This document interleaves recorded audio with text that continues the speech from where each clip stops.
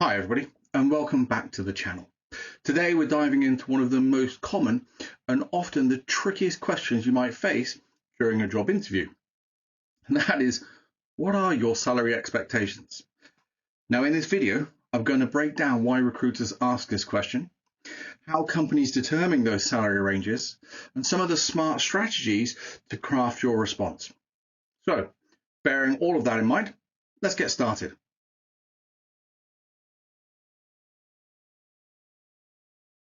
Now, you may wonder why recruiters ask about your salary expectations, particularly early on in this process. Well, let me clear this up. Recruiters need to ensure that there's alignment between your expectations and the company's budget. It's about making sure that nobody's time is wasted. So you, the recruiter, and the hiring team. Recruiters are also trying to gauge whether your expectations are realistic compared to the market rate for the position and your level of experience.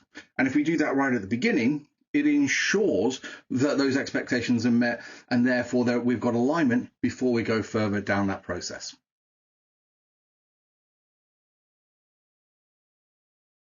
Really understand how to answer this question, it helps us to know about how companies determine their salaries. Now, salaries aren't pulled out of the thin air, just plucked out and see how they get on. They're part of a broader strategy involving headcount planning, pay bands, and market research.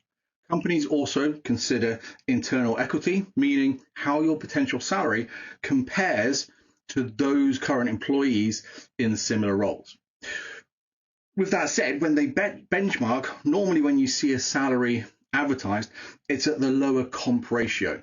And what that means is if they've got a bracket of the salary, they want it as low as possible within the market so that there is room to add bonuses, pay rises, etc. If you're at the top of the comp ratio, it means there's less room to give you pay rises in the future. So it's just something to bear in mind that there is wiggle room in the salary, but there's a reason for them coming up with that figure.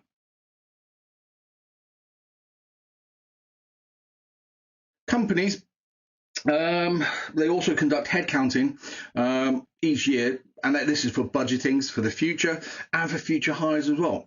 Every new hire fits into a specific role within an allocated budget for salary, bonuses and benefits. This planning ensures that the business stays on budget, maintains profitability, and allows them to achieve their growth targets. Additionally, headcount planning helps companies manage growth strategically by ensuring they have the right number of people in each department. That ensures long-term security of the job as well because of that detailed planning. If they don't do the detailed planning and headcount becomes an issue, then job security becomes an issue as well.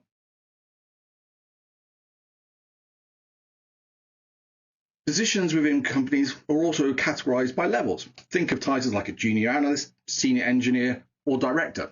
Each of these levels is assigned a pay band, a range that the company is willing to pay based on the responsibilities and experience required. Pay bands are influenced by lots of different factors, including the budget, which we've mentioned, industry standards, and geographic locations as well. So for example, if you're in London, as an example, there may be a London weighting, which means you get paid more. Similar, if you're in Manhattan, you'll get paid more. Think about large city centres, you'll get paid more as opposed to moving rurally as well because of the cost of living. And recruiters will also ask for your expectations to see if your desired pay falls within that band they have in mind, as exceeding that pay band, which I've mentioned, may lead to budget constraints in the future.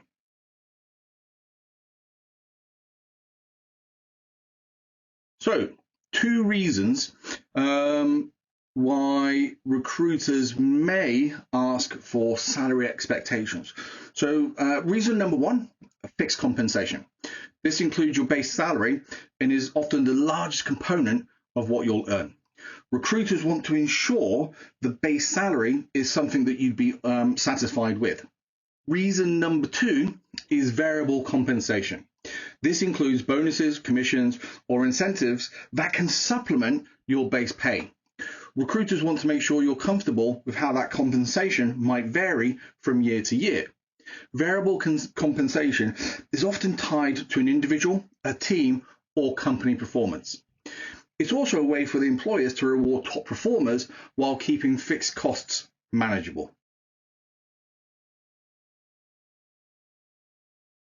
Companies will often offer several types of bonuses, such as annual performance bonuses, signing bonuses, and sometimes referral bonuses if you bring other candidates in.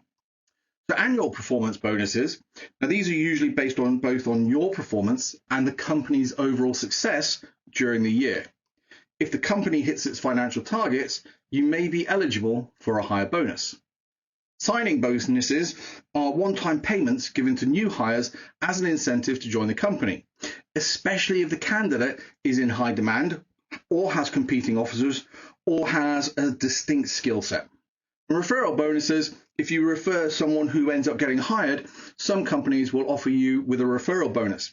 This can vary widely depending on the role and the company's policies, like I've just mentioned.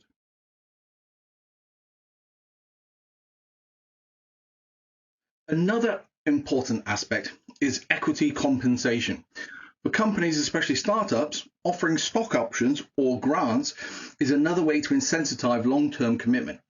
Now, when you're evaluating compensation, understand whether a company offers equity and how that would fit into your total pay, because equity compensation can be a powerful wealth building tool, particularly if the company performs well. But it also comes with risks, as the value can fluctuate based on the company's market performance. Make sure to understand the vesting schedule of this, which is the timeline over which you can earn full rights of your shares. So it's important to understand that vesting schedule.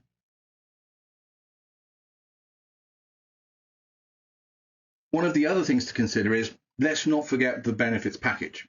Health insurance, retirement plans, pay time off, even perks like wellness programs, all contribute to your total compensation. Recruiters are often gauging whether their benefits package aligns with your priorities.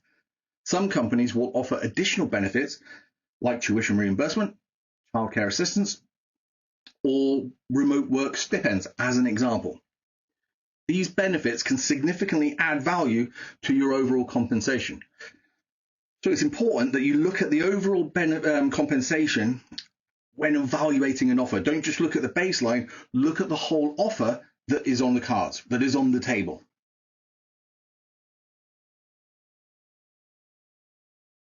Before talking about your salary expectations, you need to do your homework. So, bearing that in mind, here are 3 strategies to help you research the role.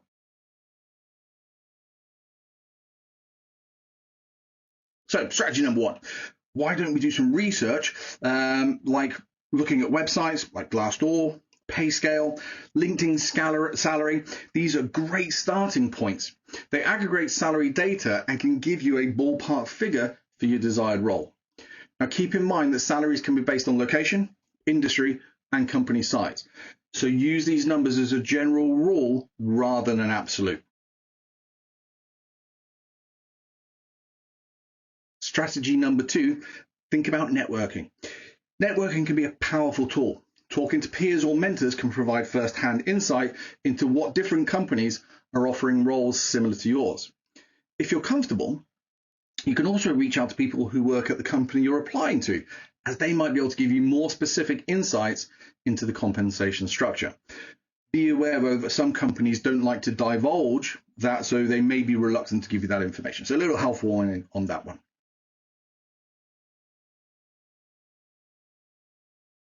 Strategy number 3, I think is all about knowing your value. Take stock of your experience, unique skills, and what makes you an asset to the company. If you've got the specialized skills that are in high demand, you may have some leverage to ask for more. Consider your certifications, technical expertise, or past accomplishments that demonstrate your value. Now, when you articulate your value effectively, you're in a better position to negotiate a higher salary.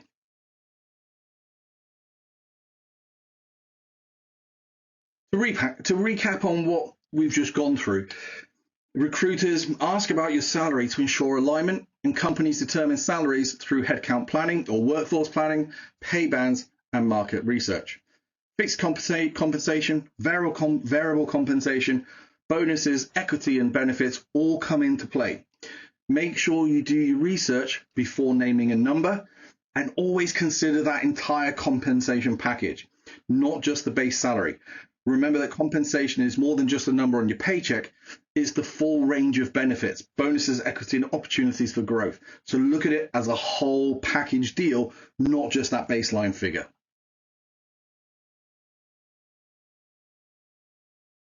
Well, I hope this helps you feel more prepared for that inevitable question. And make sure you do your research, because they are going to ask that question, whether it's at the beginning, mid, or at the end. You do know that question is coming up. So just make sure you're prepared and answer it honestly as well. If you found this video useful, don't forget, use a like, hit the subscribe button for more career tips as we go along. If you've got anything specific, make sure you write them in the comments below. And as ever, I'll see you on the other side.